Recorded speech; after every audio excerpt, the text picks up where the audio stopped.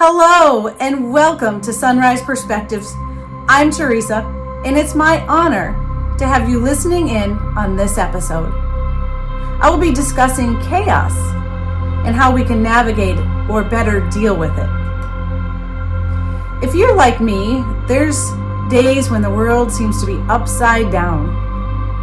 You wake up with good intentions, and before you know it, things have spiraled out of control. You have deadlines to meet, people to speak to, work that needs to be completed, messes that need to be cleaned up. The dogs need to be let out to go potty. The kids have sports and need you to drive them. The food needs to be made and cleaned up. And don't forget to take time out of your day to exercise and self-care. Let's be real. The first thing to go is self-care and exercise. We think that maybe tomorrow there'll be more time for me to get it done.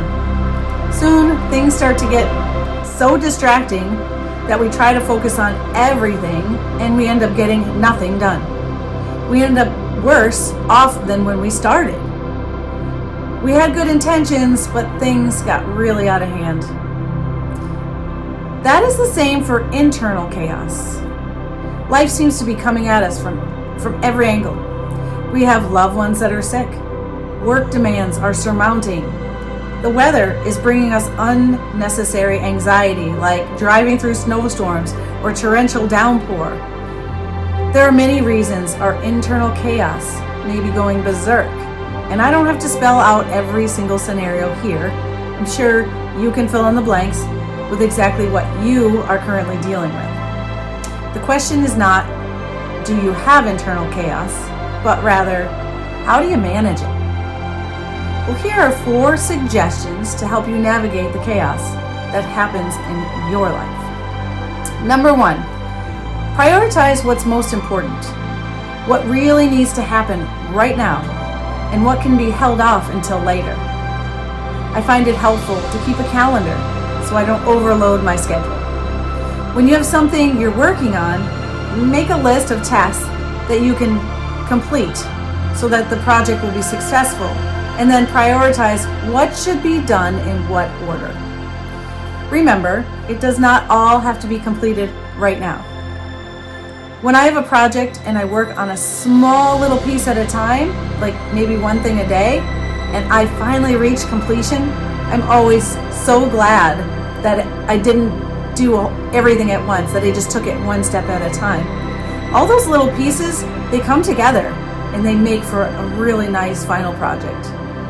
I always feel like doing it in this way gives me far better results than if I tried to rush it all and do it all at once. Number 2, set limits. Remember, you are only one person. Do those things that you can do without stretching yourself. Ask for help when you can. I once heard a saying by John Lydgate that says, you can please some of the people all of the time. You can please all of the people some of the time, but you can't please all of the people all of the time. What that means is that's impossible to be good at everything all the time or all at once. Pick what you're good at and do that. Number 3, count yourself as a priority number 1. Another saying I've heard by an unknown author is, you cannot pour from an empty cup. This basically is saying that to help others, you must first take care of yourself. When you are depleted, you will have nothing to give those around you. All your energy will be put into taking care of yourself. Choose your heart is another analogy when it comes to self-care. You can choose to be overweight and deal with the consequences of this, or you can choose 30 minutes of exercise 3 times a week. Choose your heart. And finally, number 4, learn to pivot. Sometimes the best laid plans must be changed. Other more important things come up and take precedence.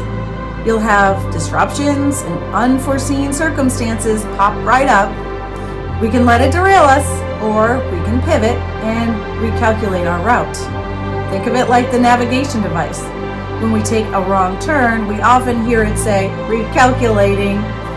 We need to recalculate and reset our priorities. Just do not let the changes derail you.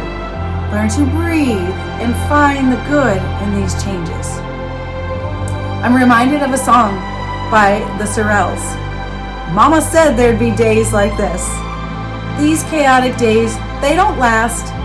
We can be in control of our days and the amount of chaos we allow.